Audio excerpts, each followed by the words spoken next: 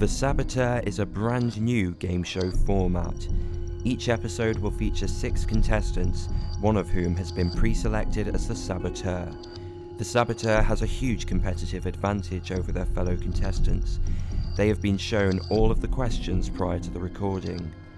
They also cannot be voted off the game at any point, meaning that they are guaranteed a place in the final. The Saboteur's aim is to convince their peers that they are simply a regular contestant. If they succeed, they will not only win their own prize fund, but also the money of their fellow contestants. If they fail, they will leave with nothing, whilst the other contestants will take home the cash. In this scenario, we will start after the second round of questions have taken place, meaning that 2 contestants have already been eliminated. 4 contestants remain, one of whom is the Saboteur, who has adopted a completely false identity. So let's meet the final 4 contestants. Hi, I'm James, I'm 21 and I'm an office worker from the Wirral. Hi, I'm Rebecca, I'm 23 and I'm a primary school teacher from Suffolk. Hi, I'm Abigail, I'm 19 and I'm a technician from Leeds. Hi, I'm Mary, I'm 21 and I'm an administrator from Bradford. Each contestant will in turn answer a series of general knowledge questions against the clock. For each question they answer correctly, they will add £50 to their personal prize fund. If they pass a question or answer it incorrectly, they will lose £20 from that fund. As you can see, all 4 contestants have built up a substantial prize fund from the previous 2 rounds. This was the final round, and there will now be no further opportunity to increase these amounts. Has the Saboteur used their prior knowledge of the questions and answers to their advantage, or have they been purposefully answering incorrectly to avert suspicions from the other players? Each contestant must now vote for who they believe to be the Saboteur.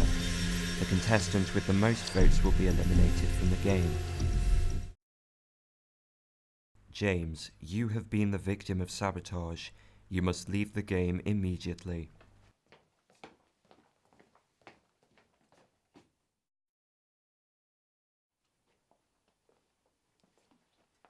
The 3 remaining contestants will now move to the negotiation table. Alright, so how many of you answered, Mary? You've answered more than me. This is their one opportunity to convince their fellow contestants that they are not the Saboteur. This is a vital chance to form alliances, backstab and lie in order to win thousands of pounds. Contestants will collectively have 60 seconds to make their cases. This is the most crucial point in the game, as the votes cast after this discussion will decide whether or not the Saboteur's plan has been foiled. Alright, listen.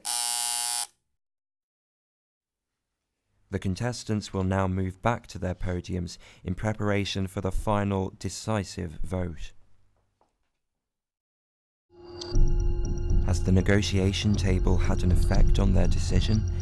Who will walk away with the money? If the 2 regular contestants correctly identify the Saboteur, then they will each walk away with the prize funds they accumulated throughout the game. The Saboteur will leave with nothing. Congratulations, Abigail and Mary, you have both correctly identified the Saboteur and will walk away with your prize money. Rebecca, your act of sabotage was unsuccessful and you will leave empty-handed.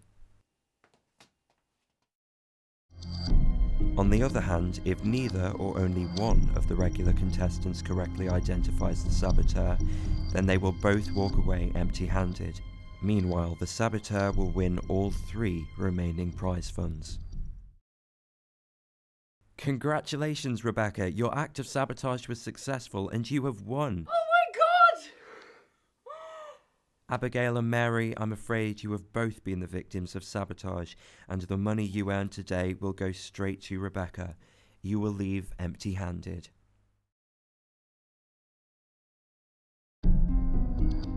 By mixing together traditional game show elements that audiences have come to expect from the genre, the Saboteur promises to be an exciting new format that will be easily adaptable from daytime to primetime television.